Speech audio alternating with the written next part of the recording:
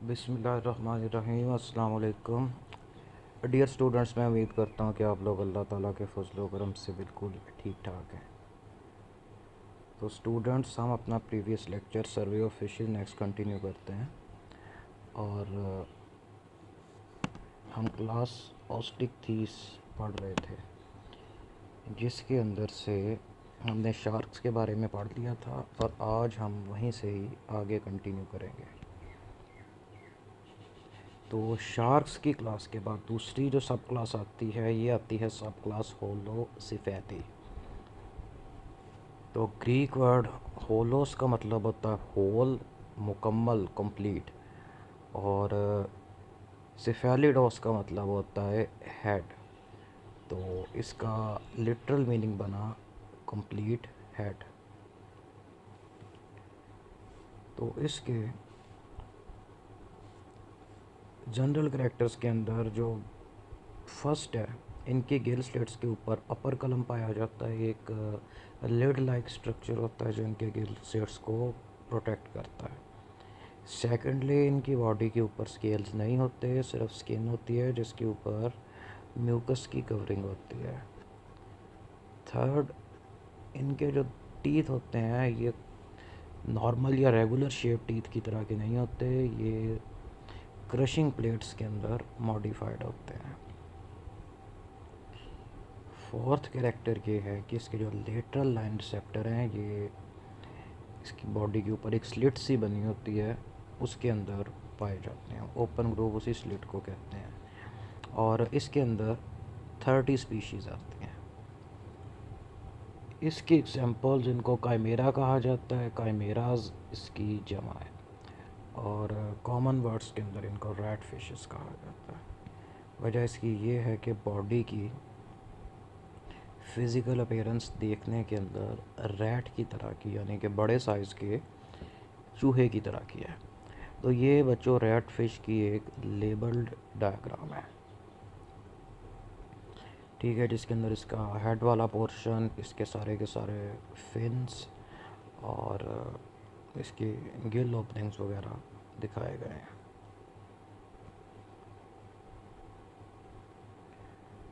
और ये भी इसका लेटरल व्यू है और एक इसका डॉर्सल व्यू है। तो इसकी लंबी नैरो टेपरिंग टेल, जैसे जैसे टेल पीछे जाती है वो पतली होती जाती है। और दूसरा, इसके ये जो चार बड़े वाले फिन्स हैं, ये देखने में रैट के चार पाँव की तरह के लगते हैं। That's why. Next, evolution of holocephalans. तो होलोसेफेलेंस कॉन्ड्रिक्थियंस जो थी क्लास, यानी कि क्लास कॉन्ड्रिक्थीस, उसके मेंबर्स का कॉन्ड्रिक्थियंस कहा जाता है। ये उन्हीं से ही एक अलहदा होने वाला ग्रुप है, यानी कि बना वहीं से था, बाद में कुछ करेक्टर डिफरेंट होने की वजह से आहिस्ता आहिस्ता डाइवर्ज हो के बिल्कुल अलहदा हो गया। तो ये प्रोसेस आज से तकरीबन 300 मिलियन यानी कि 30 करोड़ साल पहले हुआ। तो उस टाइम से लेके इनके अंदर को मज़ीद इतनी ज़्यादा स्पेशलाइजेशंस नहीं है। किसी के अंदर गिल कवर आया जिसको ऊपर कलम कहते हैं, और दूसरा जो इसके दांत होते हैं ये रेगुलर टीथ की बजाय लार्ज साइज़ की प्लेट्स के अंदर मॉडिफाइड हो गए, ताकि जो इसकी फूड में मोलस्का वगैरह हैं उनके शेल्स को क्रश करके उनको खाया जा सके। तो ये दो डिफरेंसेस हैं मेन। यानी कि बाकी जो शार्क्स हैं उनके अंदर गिल कवर या ऊपर कलम नहीं होता, वो इनमें होता है। दूसरा, उनके दांत रेगुलर शेप में होते हैं, यानी कि जिस तरह से ट्राइंगुलर टीथ शार्क के होते हैं, इनके वैसे नहीं होते, इनके लार्ज प्लेट्स की फॉर्म में मॉडिफाइड होते हैं। और इसके अंदर का मेरा इसका सर बड़े साइज़ का होता है, माउथ इसका कंपैरेटिवली छोटा होता है। तो माउथ के इर्द गिर्द जो इसके लिप्स होते हैं साइज़ में बड़े होते हैं। टेल इसकी आहिस्ता आहिस्ता आगे को नैरो और टेपर यानी कि बारीक होती जाती है। इसी वजह से इसका नाम रैट फिश रखा गया। ठीक है, ये रैट फिश की एक्चुअल स्पेसिमन एक आदमी के हाथ में है।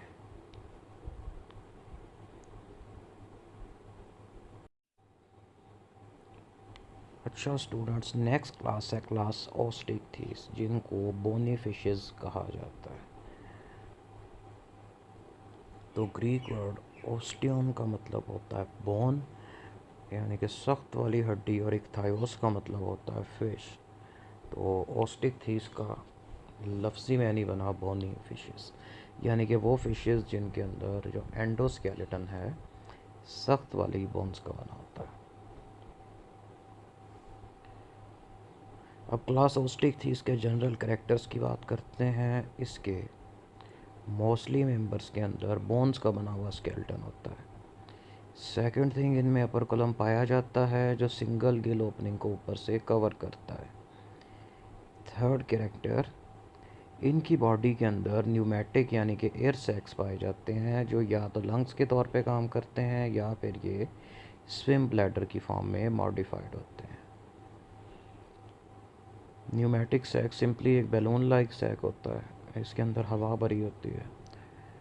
तो फर्दर इसको दो टाइप्स में डिवाइड करते हैं, वो जब हम आगे स्विम ब्लैडर वाला टॉपिक पढ़ेंगे तब इसकी डिटेल भी आ जाएगी। इनकी 20,000 के करीब स्पीशीज़ हैं, 20,000 से थोड़ी ज़्यादा ही हैं। इसी वजह से ये फ़िशेस का सबसे बड़ा और कामयाब ग्रुप्स में से एक है। तो इसकी एग्जांपल्स के अंदर सारी की सारी बोनी फिशेस आती हैं, जैसे कि कार्प्स। कार्प इसका सिंगल है, कार्प्स इसकी जमा है, ये बोनी फिशेस का एक कॉमन ग्रुप है। और ये जो फिशेस आपके सामने पिक्चर के अंदर हैं, इनको मेजर कार्प्स कहा जाता है। ये वही फिशेस हैं जिनको पाकिस्तान के अंदर कॉमनली कंज्यूम किया जाता है as a source of food. और ये जो 6 फिशेस आपके सामने बनी हुई हैं, ये पाकिस्तानी कुजीन का इम्पोर्टेंट पार्ट है। टॉप लेफ़्ट के ऊपर फ़िश है कैटला फ़िश। इसका साइंटिफिक नेम कैटला कैटला होता है, और इसको कॉमन लैंग्वेज के अंदर या उर्दू के अंदर इसको थैला कहा जाता है। इससे नीचे कॉमन कार्प है। कॉमन कार्प को गुलफाम कहा जाता है। कॉमन कार्प और मिरीगल कार्प, सिरहाइनस मिरीगेला, ये दोनों को गुलफाम ही कहा जाता है। लेफ़्ट पे सबसे नीचे है सिल्वर कार्प। इस पे छोटे छोटे स्केल्स होते हैं, और ये चमकीले सिल्वर कलर की फ़िश होती है, और अक्सर जब इसको धूप में किया जाए तो इससे लाइट रिफ्लेक्ट होती है, यानी कि कलर्स निकलते नज़र आते हैं इससे। तो इसको उर्दू में सिल्वर ही कहा जाता है। टॉप राइट के ऊपर रोहू फिश या लेबियो रोहिटा, जिसको उर्दू में रोहू कहा जाता है।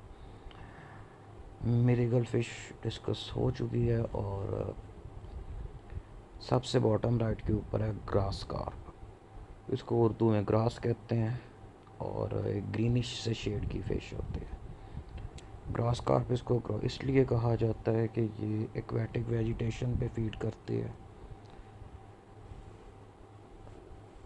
तो ये फ़िशेज़ बच्चों आप सब ने देखी होंगी और खाई भी होंगी। अगर कोई नहीं खाता फ़िश तो उसकी मर्ज़ी है, इसे खा लेनी चाहिए, क्योंकि इसके अंदर जो अमाइनो एसिड्स का प्रोफाइल होता है वो बहुत अच्छी क्वालिटी का होता है, और ये प्रोटीन के बहुत अच्छे सोर्सेज में से एक है।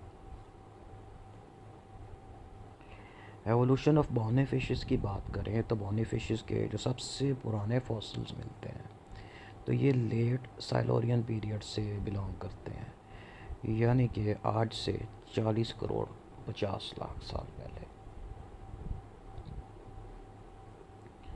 तो डिवोनियन पीरियड तक, यानी कि आज से 35 करोड़ साल पहले तक, जो अर्लीस्ट बोनी फिशेस थी, ये दो सब ग्रुप्स के अंदर या दो सब क्लासेस के अंदर चेंज हो चुकी थी, क्योंकि इनकी अडाप्टिव रेडिएशंस डिफरेंट थी, यानी कि दोनों के लिविंग इन्वायरमेंट में फ़र्क था। इस वजह से दोनों के अंदर जो कैरेक्टर डेवलप हुए वो एक दूसरे से डिफरेंट थे।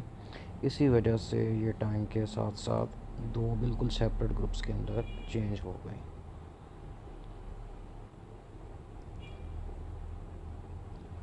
अच्छा, ये जो एक पिक्चर मैंने इंक्लूड की है ये एवोल्यूशन ऑफ बोनी फिशेस के ऊपर रोशनी डालती है। टॉप लेफ़्ट के ऊपर एक ग्रीन कलर की लाइन आ रही है जिससे आगे डाइवर्सिफिकेशन हो रही है। तो इसके अंदर सबसे पहले कार्टिलेजनस फिशेस बनती हैं, यही लीनिएज आगे जाती है तो इसके अंदर से टीलियोस्ट और नॉन टीलियोस्ट दो ग्रुप्स बनते हैं। और उसके बाद अपीयरेंस ऑफ लंग्स है। लोब फिन्ड फिशेस के अंदर सीलाकैंथ है, उसके बाद लंग फिशेस के अंदर अफ्रीकन लंग फिशेस की एग्जांपल दी गई है। और यही लीनिएज आगे जाके टेट्रापॉड्स के अंदर यानी कि 4 लिम्स वाले वर्टिब्रेट्स के अंदर चेंज हो जाती है।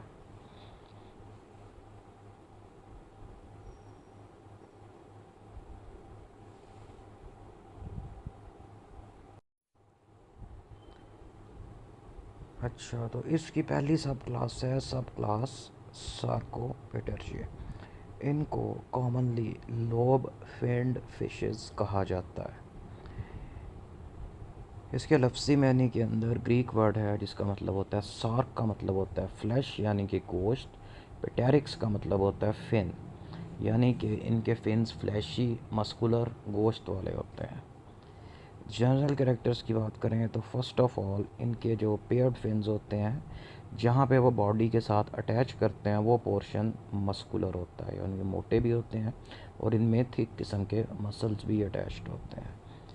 सेकंड, इनके जो न्यूमेटिक सैक्स होते हैं ये लंग्स के तौर पे काम करते हैं। और तीसरा, इनको कॉमन वर्ड्स के अंदर लोब फिन्ड फिशेस कहा जाता है। इसके एग्जांपल के अंदर दो ग्रुप्स आते हैं। फर्स्ट ऑफ ऑल इसमें लंग फिशेस आते हैं और सेकंड इसके अंदर सीलाकैंथ्स आते हैं। अच्छा, लंग फिशेस सार्कोपेटेर्जियंस का ग्रुप है, इनको लंग फिशेस कहा जाता है। और पहले इसके जनरा ज़्यादा थे लेकिन आजकल इसके सिर्फ 3 जनरा है वो बाकी हैं, बाकी सारे के सारे एक्सटिंक्ट हो चुके। तो जो इसके एक्सटेंट जनरा यानी कि जो आजकल ज़िंदा हैं पाए जाते हैं वो भी दुनिया के उन इलाकों के अंदर पाए जाते हैं जहाँ पे सीजनल ड्राफ्ट यानी कि खुश्क साली का मौसम कॉमनली आता है।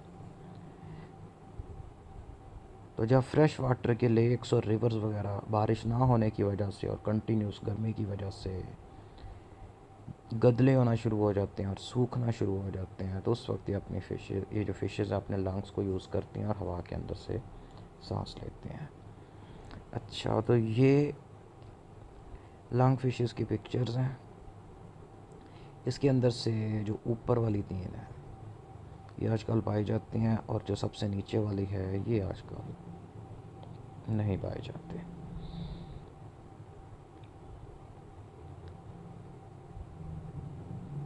फर्स्ट सबसे ऊपर है ऑस्ट्रेलियन लंगफिश जिसको नियोसिराटोडस कहा जाता है। इसकी यही जीनस है जो आजकल ज़िंदा है, तो ऑस्ट्रेलियन रीजन के अंदर पाई जाती है।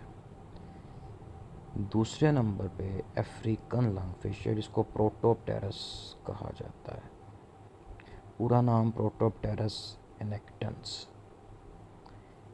तीसरे नंबर पे साउथ अमेरिकन लंगफिश है जिसको लेपिडोसायरन पैराडॉक्सा कहा जाता है, जीनस का नेम लेपिडोसायरन। तो ये जो टॉप 3 हैं यही 3 जीनस हैं जो आजकल ज़िंदा है।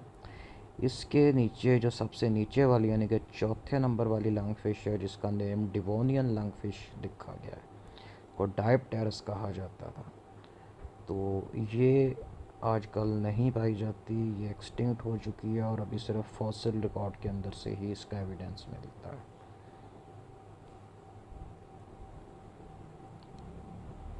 तो लंग फिशेस के एक्सटेंट टैक्सा की बात करें, फर्स्ट आता है नियोसिराटोडस। तो ये क्वींसलैंड ऑस्ट्रेलिया वगैरह के अंदर पाए जाते हैं और स्टेगनेशन से बचने के लिए ये हवा में सांस लेते हैं और लेकिन नॉर्मली अपने गिल्स यूज़ करते हैं। और अगर इनको बिल्कुल ड्राई इन्वायरमेंट में शिफ्ट कर दिया जाए तो फिर इनकी बॉडी डिहाइड्रेट हो जाएगी और उसके बाद ये ड्राई आउट होकर ख़त्म हो जाएंगे। इसलिए ये हवा से सांस तो ले सकते हैं लेकिन फिर भी पानी इनके सर्वाइवल के लिए ज़रूरी है। तो ये नियोसेराटोडस की लेबल्ड डायग्राम है, जिसमें इसके नॉस्ट्रल्स, इसका माउथ, माउथ के ऊपर इसकी आइज़ और इसका हेड वाला पोर्शन, इसकी बॉडी के ऊपर स्केल्स, ट्रंक इसकी बॉडी को कहते हैं, आगे इसका डॉर्सल फिन और उसके बाद इसकी टेल और टेल के साथ इसका कॉर्डल फिन। कॉर्डल फिन को ही टेल फिन भी कहा जाता है। निचली साइड पे, राइट साइड पे जो इसका पेल्विक फिन्स हैं जो इसके पेल्विक रीजन के अंदर आते हैं, और उसके बाद पेक्टोरल फिन्स हैं जो पेक्टोरल रीजन के अंदर आते हैं, यानी कि फोर लिम्स और हाइंड लिम्स की जगह पे। लॉन्ग फिश का दूसरा जो ग्रुप पाया जाता है प्रोटोप्टेरस जीनस है। तो ये अफ्रीका के अंदर जो ट्रॉपिकल लेक्स एंड रिवर्स हैं उसके अंदर पाए जाते हैं, मोस्टली फ्रेश वाटर लेक्स के अंदर पाई जाती है। तो इसकी बस यही एक जीनस बाकी है, इसको प्रोटोप्टेरस कहा जाता है। और तीसरी इसके अंदर साउथ अमेरिकन लॉन्ग फिश यानी कि लेपिडोसाइरन है, और ये ट्रॉपिकल साउथ अमेरिका में पाए जाते हैं। ट्रॉपिकल साउथ अमेरिका का मतलब ये है कि साउथ अमेरिका कॉन्टिनेंट के वो वाले कंट्रीज़ जो इक्वेटर के पास पास पाए जाते हैं। तो ये प्रोटोप्टेरस की लेबल डायग्राम है। इसके अंदर भी सिमिलर कैरेक्टर्स हैं, यानी कि नोस्ट्रल्स, आइज़, हेड, इसकी ट्रंक है, बॉडी के ऊपर horizontal line, lateral line system इसका, टेल एंड कॉर्डल फिन, और उसके बाद इसके जो पेल्विक और पेक्टोरल फिन्स हैं ये साइज़ में और शेप में थोड़े से डिफरेंट तरह के हैं। और ये लेपिडोसाइरन, सेम वही सारे ऑर्गन्स इसके भी हैं, यानी कि इनका जनरल बॉडी प्लान सभी लंग फिशेस का तकरीबन एक ही तरह का है, बस इसमें थोड़ा थोड़ा सा डिफरेंस है।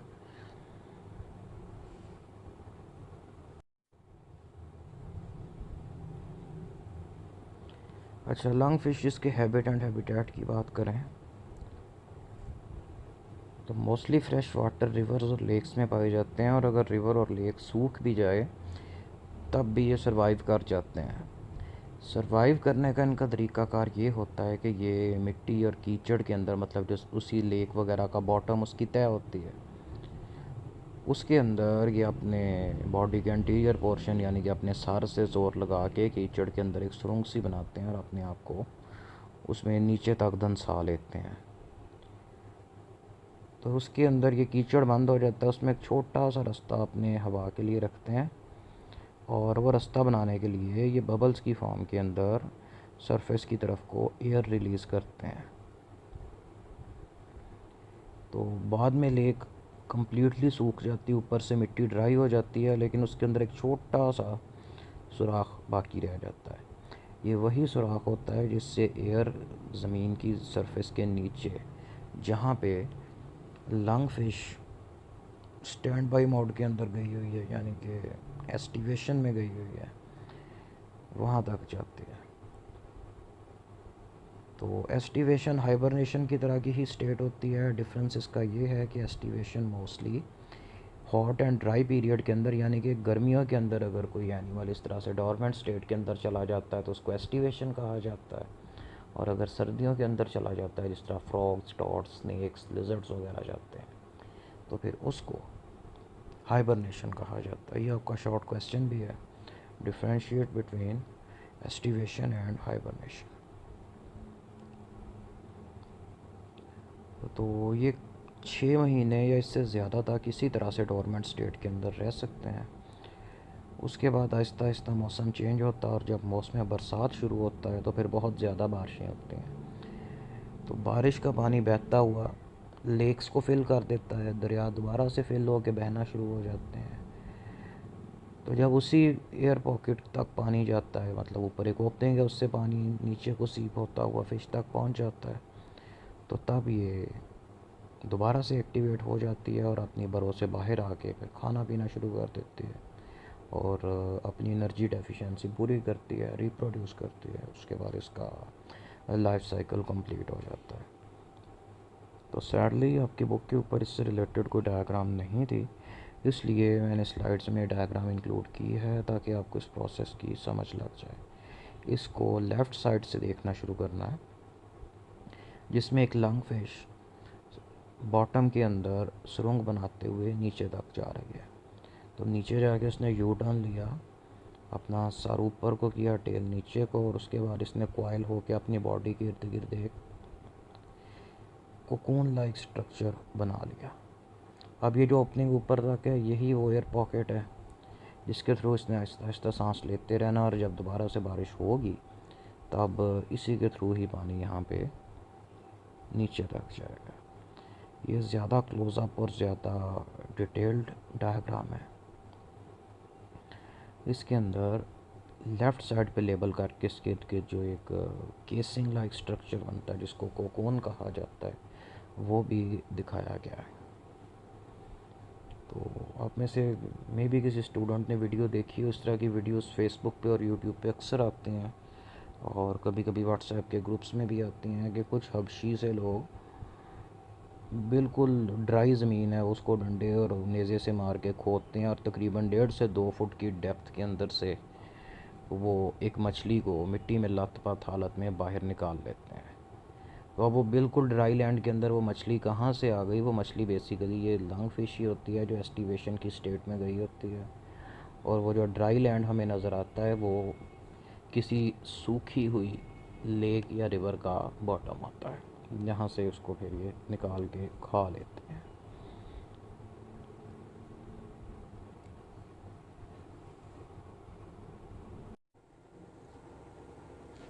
अस्सलाम वालेकुम डियर स्टूडेंट्स, उम्मीद करता हूँ कि आप लोग अल्लाह ताला के फजल व करम से बिल्कुल ठीक ठाक हैं। तो स्टूडेंट्स, आज हम अपना प्रीवियस लेक्चर आगे कंटिन्यू करेंगे। इसके अंदर हमने कल ये लंग फिशेस तक पढ़ा था और उनके अंदर एस्टिवेशन का प्रोसेस डिस्कस किया था। नेक्स्ट इसकी सेकंड ग्रुप है सीलाकैंथ्स, इनके बारे में पढ़ेंगे। तो ये लोब फिन फिशेस का दूसरा ग्रुप है। पहला ग्रुप इसका लंग फिशेस है, दूसरा ग्रुप इसका सीलाकैंथ है। तो इसके 70 मिलियन ईयर्स यानी कि 7 करोड़ साल पुराने फॉसिल्स साइंटिस्ट ने डिस्कवर किए, और इस फिश के बारे में यही कंसिडर किया जाता था कि ये आज से करोड़ों साल पहले एक्सटिंक्ट हो चुकी है। लेकिन 1938 के अंदर साउथ अफ्रीका के साहिल के पास कुछ लोग खुले समंदर के अंदर, जहाँ पे पानी की डेप्थ ज़्यादा होती है, वहाँ पे मछलियाँ पकड़ रहे थे। तो वहाँ पे उन्होंने किस तरह की मछली पकड़ी जो सीलाकैंथ से मिलती जुलती थी। तो चारों तरफ फिर शोर मच गया इसके बारे में कि ये तो एक्सटिंक्ट हो गई, ये कहाँ से आ गई दोबारा। तो फिर काफ़ी एक्सपीडिशंस इस इलाके के अंदर आए, और उन्होंने रिसर्च टीम्स ने जब इस इलाके में डीप वाटर के अंदर फ़िशिंग की तो तब इनको पता चला कि ये फ़िश एक्सटिंक्ट नहीं हुई, ये फ़िश अभी भी प्रेजेंट है। और चूँकि डीप वाटर के अंदर पाई जाती है, इसी वजह से लोगों ने इसको पहले नहीं देखा था। तो जो कॉन्टिनेंट अफ्रीका, इसके पास एक कंट्री अलहदा से है जिसको मडगास्कर कहा जाता है, और उसके पास कोमोरो आइलैंड्स, ये भी एक छोटी सेपरेट कंट्री है।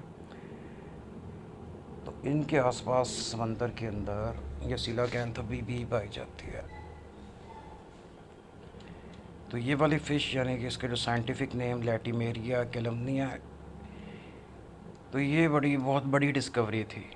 यानी कि एक ऐसे एनिमल का डिस्कवर होना जिसके बारे में ये कंसिडर किया जाता था कि ये तो आज से करोड़ों साल पहले ही एक्सटिंक्ट हो चुका है, और आज से पहले हमने इसको सिर्फ इसके फॉसिल्स के थ्रू ही देखा था।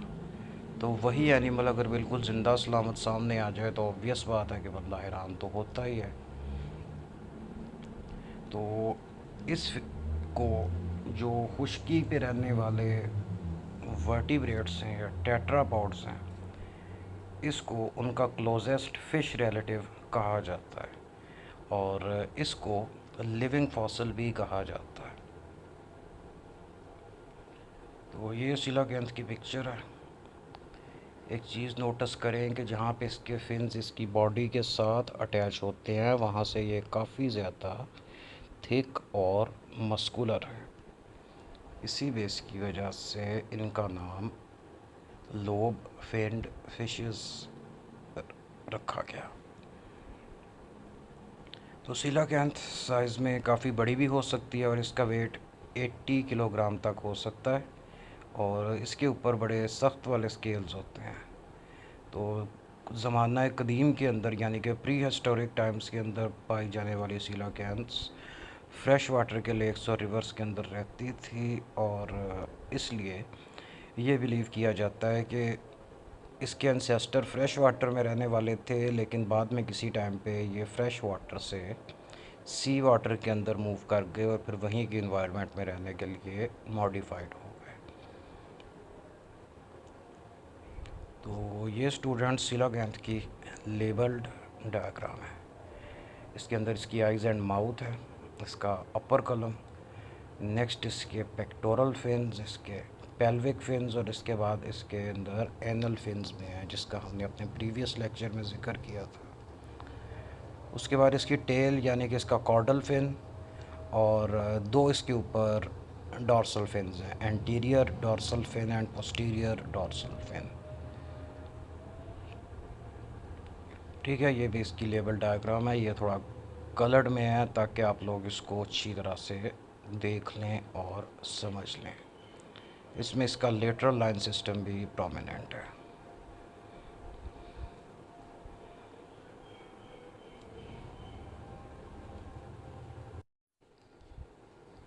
लंग फिशेस एंड सीलोकैंथ के बाद जो इसका तीसरा ग्रुप है इनको ओस्टियोलेपिफॉर्म्स कहा जाता है। तो ये आजकल नहीं पाए जाते, ये पेलियोज़ोइक पीरियड ख़त्म होने से पहले ही एक्सटिंक्ट हो गए थे और इनके बारे में ये बिलीव किया जाता है कि ये पुराने ज़माने के अंदर पाए जाने वाले एम्फीबियंस के एंसेस्टर्स थे, यानी कि ये वही ग्रुप था जो आगे जाके एम्फीबियंस के अंदर चेंज हो गया। चूँकि आजकल ये नहीं पाए जाते, सिर्फ इनके फॉसिल्स ही मिलते हैं, तो ये फॉसिल रिकॉर्ड के अकॉर्डिंग एक रिकन्स्ट्रक्टेड इसकी पिक्चर है कि ये इस तरह का होते थे। ठीक है, ये इसकी क्लोज़अप पिक्चर है, इसका हेड और इसके स्केल, जिसकी आइज़ वगैरह।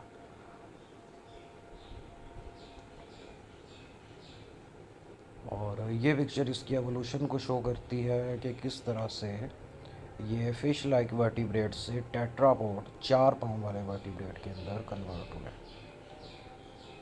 ठीक है, और इसके अंदर भी इसके इंटरनल ऑर्गन्स और इसके जो सेगमेंटल मसल्स हैं ये दिखाए गए हैं।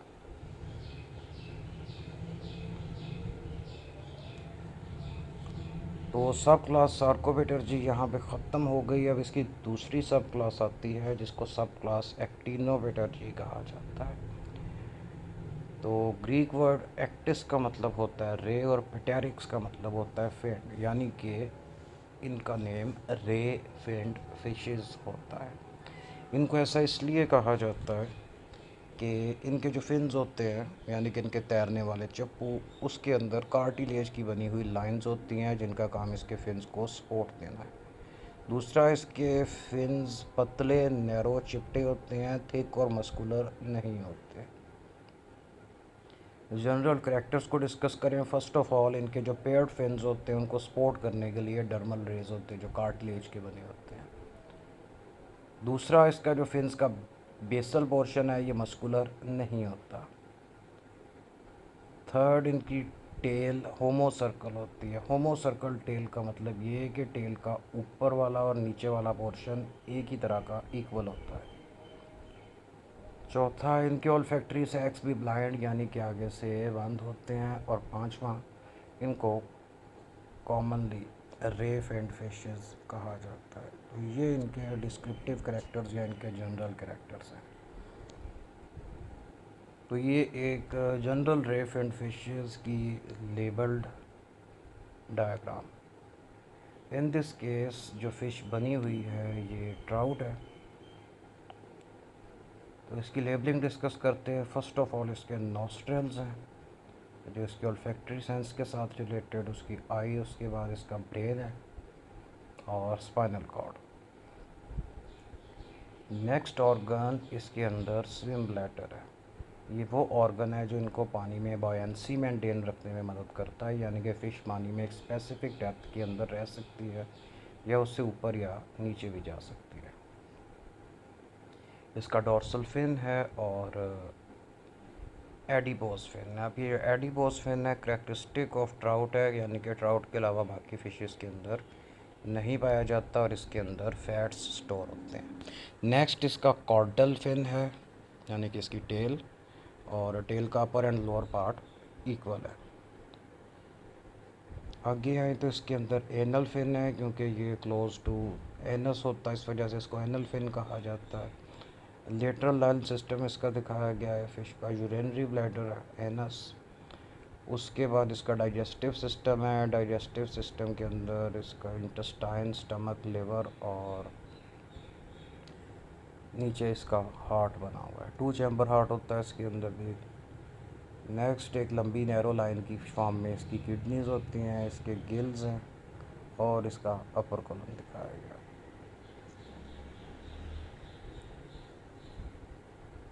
तो सब क्लास एक्टिनोपेटर्जी यानी कि रे फिन फिशेस, इनके फिन्स के अंदर मस्कुलर लॉब्स नहीं होते और इनके अंदर स्विम ब्लैडर्स पाए जाते हैं। Swim bladder gas filled sac होता है, यानी कि छोटा सा बैलून लाइक ऑर्गन होता है जिसके अंदर गैस भरी होती है, जो मोस्टली कार्बन डाइऑक्साइड या ऑक्सीजन होती है।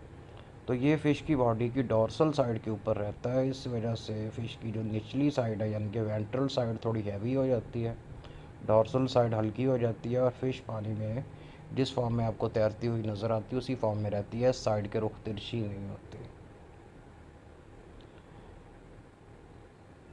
तो जोलॉजिस्ट बिलीव करते हैं कि एक्टिनोवेटर्जियंस यानी कि जो फिशेस के जिस ग्रुप की हम बात कर रहे हैं, इसकी एवोल्यूशन के अंदर जो एवोल्यूशन है ये बेसिकली डाइवर्जेंट एवोल्यूशन है, यानी कि एक ग्रुप से आगे several different types of group बने और उनके डिफरेंट ग्रुप्स बनने के पीछे कई अलग-अलग पॉइंट्स हैं। तो एक्टिनोवेटर्जियंस के जो मॉडर्न ग्रुप्स हैं इसको 2 इंफ्रा क्लासेस के अंदर डिवाइड किया जाता है, यानी कि सब क्लास एक्टिनोवेटर्जी की फर्दर 2 इंफ्रा क्लासेस हैं। अच्छा, पहली इसकी इंफ्रा क्लास है इंफ्रा क्लास कॉन्ड्रोस्टियंस। तो एक्टिनोवेटर्जियंस का एक ग्रुप जिसको कॉन्ड्रोस्टियन कहा जाता है, इसके अंदर बहुत सारी ऐसी स्पीशीज़ आती हैं जो पर्मियन, ट्रायसिक और जुरासिक पीरियड के दौरान पाई जाती थी, यानी कि 21 करोड़ 50 लाख साल से लेके 12 करोड़ साल पहले तक ये पाई जाती थी। उनके अंदर से बहुत सारी एक्सटिंक्ट हो गई और आज के दौर में इसकी सिर्फ 25 स्पीशीज़ ऐसी हैं जो एक्सटेंट है, यानी कि आज के दौर में भी पाई जाती हैं, ज़िंदा हैं। तो एंसेस्ट्रल कॉन्ड्रोस्टियंस का जो स्केल्टन था बोन्स का बना हुआ था, लेकिन जिसके आजकल लिविंग मेंबर्स हैं जिनके अंदर स्टर्जन्स और पैडल फिशेस आती हैं, उनका स्केल्टन कार्टिलेज का बना होता है। और कॉन्ड्रोस्टियंस की जो टेल होती है इसका ऊपर वाला पोर्शन थोड़ा लंबा होता है कंपैरेटिवली, और जो उसका नीचे वाला पोर्शन होता है वो छोटा होता है। यही इस ग्रुप का डिस्क्रिप्टिव करैक्टर भी है जिसकी बेस पे इनको आइडेंटिफाई किया जाता है। तो इसकी फ़र्स्ट एग्जांपल जो है, इनको स्टर्जन्स कहा जाता है। स्टर्जन इसका सिंगल है, एंड पे एस लग जाएगा, स्टर्जन्स इसकी जमा हो जाएगी। तो फेमस फ़िश है, मोस्टली ये सीज़ के अंदर रहते हैं और माइग्रेट करने के लिए वापस फ्रेश वाटर में यानी कि रिवर्स में चले जाते हैं। वहीं पे जाके ये अंडे बच्चे देते हैं और उसके बाद ये ख़त्म हो जाते हैं। तो कुछ स्टर्जन्स हैं वो मैरीन की बजाय रहते ही फ्रेश वाटर के अंदर हैं, लेकिन उनके भी अंदर माइग्रेटरी हैबिट्स पाए जाते हैं, यानी कि जहाँ पे जिस फ्रेश वाटर बॉडी में वो रह रहे हैं वो वहाँ पे अंडे नहीं देते, वो वहाँ से माइग्रेट करके कहीं दूर जाके दूसरे फ्रेश वाटर बॉडी के अंदर जाके वहाँ पे अंडे देते हैं। तो मीडियम से लेके ये काफ़ी बड़े साइज़ के भी हो सकते हैं और इनका वेट 1000 kg तक हो सकता है। इसकी बॉडी का इंटीरियर पोर्शन, मेनली इसका जो हेड वाला पोर्शन है, इसके इर्द गिर्द सख्त किस्म की बोनी प्लेट्स होती हैं जो इसको कवर करती हैं और प्रोटेक्ट करते हैं। और टेल के ऊपर सख्त और मज़बूत किस्म के स्केल्स होते हैं। तो स्टर्जन का माउथ बॉडी की वेंट्रल साइड पे नीचे को होता है, साइज़ के अंदर छोटा होता है और इसके जबड़े कमज़ोर होते हैं। इस वजह से ये किसी सख्त एनिमल को या सख्त वाली चीज़ को नहीं खा सकते। मेनली ये इनवर्टिब्रेट्स पे फीड करते हैं और इनका जो मुंह होता है आगे से ज़राना बड़ा हुआ होता है। तो ये बॉटम के साथ साथ अपना मुंह रगड़ते हैं। उससे क्या होता है कि वहाँ पे जो छोटे छोटे इनवर्टिब्रेट्स हैं वो पानी के बहाव के साथ ऐसे जैसे ऊपर को उठते हैं तो ये उनको पकड़ के खा लेते हैं। मोस्टली वो जिस वाटर बॉडी में रह रहे हैं, सी वगैरह के अंदर, उसकी बॉटम के ऊपर छोटे छोटे जो इनवर्टिब्रेट्स बैठे होते हैं या रेत के अंदर छुपे होते हैं, तो ये रेत को हिला के उनको बाहर निकाल लेते हैं और उनको खा लेते हैं। तो स्टर्जन्स को स्टर्जन के अंडों की वजह से बहुत इम्पोर्टेंस दी जाती है और इसको अंडों के लालच के अंदर बहुत ज़्यादा पकड़ा जाता है। तो दुनिया की कई कंट्रीज़ के अंदर ये हाईली इंडेंजर्ड लेवल पे पहुंच चुकी है और अक्सर कंट्रीज़ ने इसके शिकार के ऊपर पाबंदी लगाई हुई है और सख्त किस्म का जुर्माना और सज़ा रखी हुई है। रीज़न इसका ये है कि जो स्टर्जन के अंडे होते हैं इनको कैवियर कहा जाता है। तो ये बहुत महंगी वाली फूड आइटम्स में शुमार होते हैं और डेलिकेसीज़ के अंदर आते हैं। जिस तरह से आपने पहले फंगस या पढ़े थे, उसके अंदर आपने मोरल्स, ट्रफल्स वगैरह पढ़े थे, उनको भी डेलिकेसीज़ में काउंट किया जाता है। बहुत महंगे होते हैं, यानी कि पाकिस्तानी करेंसी के अंदर 4 से लेके 5 लाख रुपए पर पाउंड, तकरीबन आधा किलो की कीमत 4 से 5 लाख रुपए। इसी तरह से स्टर्जन के अंडे इससे भी कई गुना महंगे होते हैं। एनी हाउ, ये स्टर्जन की कुछ स्पीशीज़ हैं और इनकी पिक्चर्स हैं। ये एक पर्सन स्टर्जन के साथ, जो भी हम डिस्कस कर रहे थे कि स्टर्जन का साइज़ बहुत बड़ा भी हो सकता है और इसका वेट 1000 किलोग्राम तक जा सकता है। तो ये स्टर्जन के अंडे, जिनको कैवियर कहा जाता है, मोस्टली दो टाइप्स में आते हैं। एक को रेड कैवियर कहा जाता है, जो आपके सामने पिक्चर है इसमें बना हुआ है, और दूसरे को ब्लैक कैवियर कहा जाता है। तो इसके अंदर से जो ब्लैक कैवियर है, काली मिर्च के साइज़ के इसके अंडे होते हैं। तो ये ज़्यादा डिलीशियस कंसिडर किया जाता है और ये प्राइस वाइज भी महंगा होता है। तो इस केस के अंदर 1 पाउंड यानी कि 450 ग्राम ब्लैक कैवियर की कीमत पाकिस्तानी करेंसी के अंदर तकरीबन 22 लाख रुपए होती है। और इसको हार्वेस्ट करना भी एक लेबोरियस और बहुत मुश्किल काम है, प्रोसेसिंग कॉस्ट ज़्यादा होने की वजह से और रेयर होने की वजह से इतने महंगे हैं।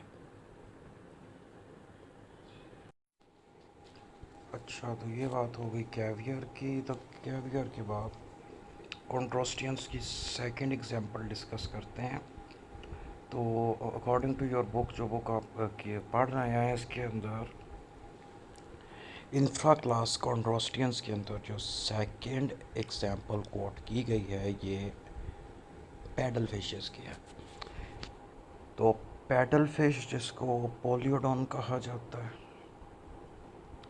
तो ये काफ़ी बड़े साइज़ के फ्रेश वाटर फिशेस होते हैं और इनका डिस्टिंक्टिव करैक्टर ये है कि इनके माथे से आगे कोई एक लंबा पैडल लाइक यानी कि चप्पू की तरह का ऑर्गन निकला होता है, जिसको रोस्ट्रम कहा जाता है।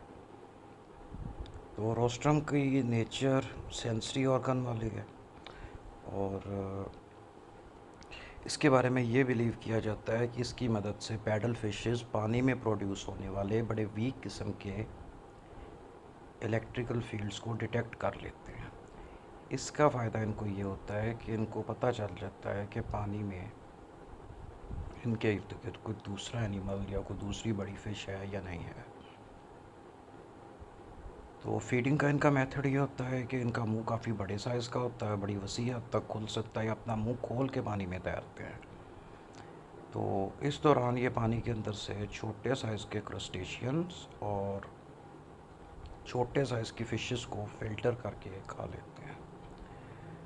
पानी इनके गिल स्लिट्स के थ्रू बाहर निकल जाता है। तो ये ज़्यादातर लेक्स में पाए जाते हैं और रिवर्स के अंदर पाए जाते हैं। तो इसकी एक टाइप यूएसए के अंदर पाई जाती है। यूएसए के अंदर एक रिवर है जिसको मिसिसिपी रिवर कहा जाता है, उसमें पाई जाती है। और दूसरे वेस्टर्न नॉर्थ अमेरिका के अंदर पाई जाती है। और इसकी एक थोड़ी डिफरेंट स्पीशीज़ है जो इसी जीनस पोलियोडॉन से बिलोंग करती है, लेकिन थोड़ी सी डिफरेंट है, मतलब थोड़ी सी मोटी सी होती है वो, और वो चाइना में पाई जाती है। तो अमेरिका वाले को अमेरिकन पैडल फिश कहते हैं कॉमन लैंग्वेज के अंदर, चाइना वाले को चाइनीज़ पैडल फिश कहा जाता है। अच्छा, तो स्टूडेंट्स, ये एक पिक्चर है जिसमें एक आदमी ने ये पोलियोडॉन को उठाया हुआ है। तो इसके अंदर आप इसके बॉडी के साइज़ शेप का अंदाज़ा कर सकते हैं। और इसका रोस्ट्रम वाला पोर्शन जो इस बंदे ने अपने लेफ़्ट हैंड में पकड़ा हुआ है, इसी पोर्शन को रोस्ट्रम कहा जाता है। अच्छा, ये एक दूसरी डायग्राम है, इसके अंदर यही फ़िश पोलियोडॉन का लेटरल व्यू यानी कि इसका साइड व्यू, और इसका अंडर व्यू यानी कि इसका वेंट्रल व्यू, नीचे से अगर इसको ऊपर को देखें तो ये किस तरह की नज़र आएगी। तो इसके अंदर इसका रोस्ट्रम वाला पार्ट प्रोमिनेंट है और इसका मुंह भी नज़र आ रहा है जो काफ़ी खुला है। तो ये पोलियोडॉन अपने नेचुरल इन्वायरमेंट के अंदर तैरती हुई। और ये वाली जो डायग्राम है ये है रोस्ट्रम की। अच्छा, इसमें दो पिक्चर्स कंबाइंड है। ऊपर वाली पिक्चर के अंदर पोलियोडॉन के साथ इसका रोस्ट्रम वाला पार्ट लेबल करके बताया गया है। जो नीचे वाली पिक्चर है इसके अंदर दो रोस्ट्रम दिखाए गए हैं। जो ऊपर वाला रोस्ट्रम है इसके ऊपर अभी तक स्किन वगैरह वैसे ही प्रेजेंट है, और जो नीचे वाला रोस्ट्रम है जो थोड़ा वाइट कलर में आपको नज़र आ रहा है, ये अंदर से दिखाया गया है कि इसके अंदर बेसिकली बोन्स की अरेंजमेंट कैसी होती है। तो ये इसका काफ़ी कम्प्लेक्स स्ट्रक्चर होता है जैसे कि आप देख सकते हैं। तो यहाँ तक आते आते ये दोनों ग्रुप्स कंप्लीट हो जाते हैं। अच्छा, अब इसकी दूसरी जो इंफ्रा क्लास आती है इसको कहा जाता है इंफ्रा क्लास नियोपेटर्जी।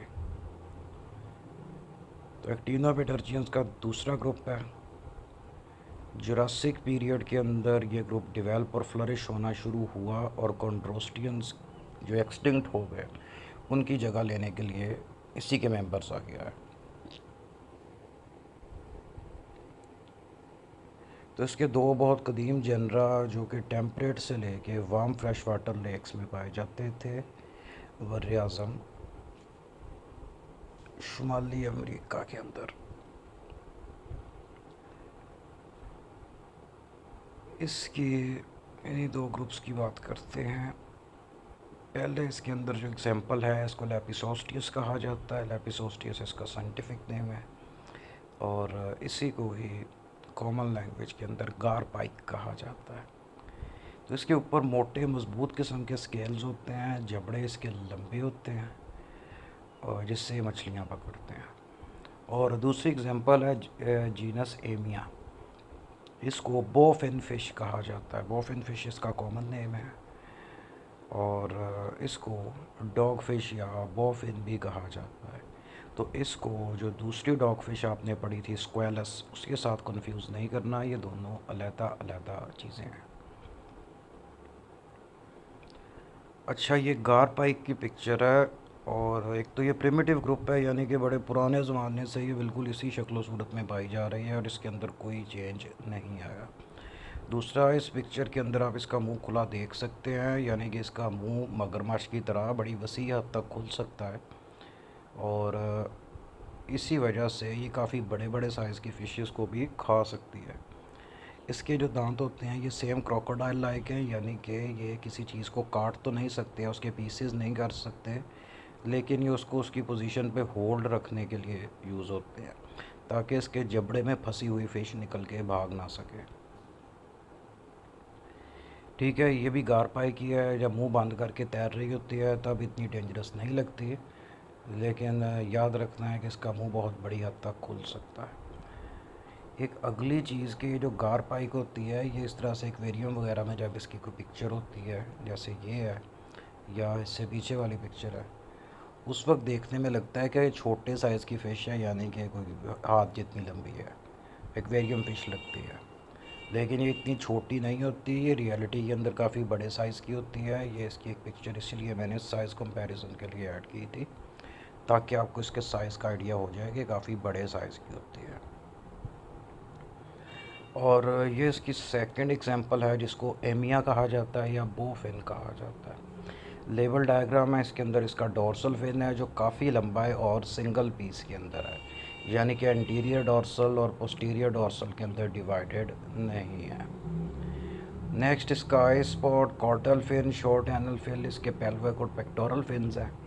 बाकी माउथ, आइज, अपर कलम, वो सारा कुछ तो सेम होता है इनका। अच्छा, तो इंफ्रा क्लास नियोबेटर्जी के अंदर मोस्टली जो लिविंग फिशेस या फेमस फिशेस हैं वो इसी ग्रुप के अंदर आती हैं, और इनको टीलियोस्ट या मॉडर्न बॉनी फिशेस कहा जाता है। तो टीलियोस्ट ग्रुप का नाम याद रखना है। तो इनका जो कॉर्डल फिन यानी कि इसकी जो टेल होती है वो सिमेट्रिकल होती है, यानी कि अपर लोअर पार्ट इनका इक्वल होता है। सेकेंडली, इनके अंदर स्विम ब्लैडर पाया जाता है, लेकिन इनका स्विम ब्लैडर इनके डाइजेस्टिव ट्रैक के साथ कनेक्टेड नहीं आता। ये पॉइंट अपने माइंड में रखना है, ये आगे जब स्विम ब्लैडर पढ़ेंगे ना तब ये बेटा डिटेल से डिस्कस होगा।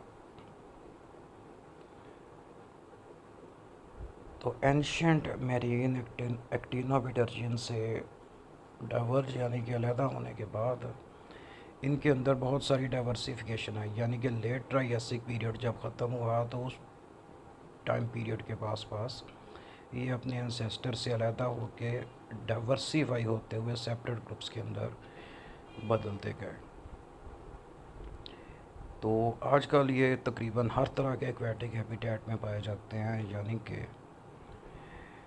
मीडियम टेम्परेचर वाला पानी, जो कोल्ड वाटर बॉडीज़ होती हैं जिनमें ठंडा पानी होता है, या फिर गर्म पानी की झीलें वगैरह, या फिर इवन ऐसे इन्वायरमेंट जिसके अंदर वाटर होता है उसकी पीएच एसिडिक या बेसिक होती है।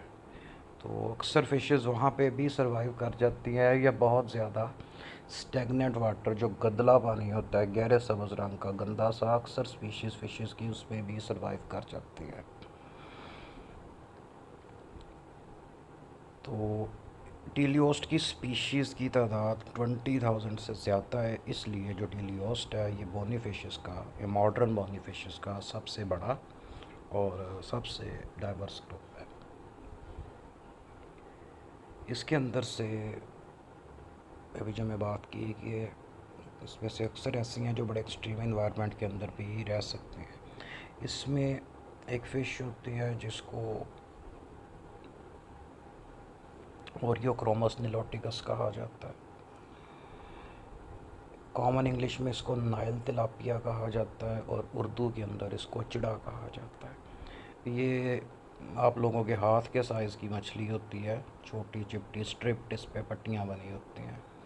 अपनी तरफ कॉमनली मिलती है, बाज़ार में भी मिलती है, खाने वाली फ़िश होती है और अक्सर सेल हो रही होती है। तो ये बहुत डीट किस्म की फ़िश है, ये बड़े गदले पानी के अंदर और बहुत कम ऑक्सीजन कंटेंट्स वाले पानी के अंदर भी सर्वाइव कर जाती है। यानी और स्टूडेंट्स, ये हमारा आज का लेक्चर था, ये इस वीक के लेक्चर्स यहाँ पे कंप्लीट हुए। इंशाल्लाह नेक्स्ट वीक से हम एवोल्यूशनरी प्रेशर और अबाउट फिशेस वो पढ़ेंगे, जिसके अंदर हम ये चीज़ें डिस्कस करेंगे कि फ़िशेस के अंदर जो डिफरेंट किस्म के सिस्टम्स हैं वो प्रीवियस ग्रुप्स की निस्बत कैसे डाइवर्सिफाई हुए और कैसे अपने पिछले ग्रुप्स यानी कि हेमिगोडेट्स वगैरह से बेहतर और एडवांस्ड हुए। तो इसके अंदर हम इसके ऑलमोस्ट सभी सिस्टम्स को टच करेंगे थोड़ा थोड़ा।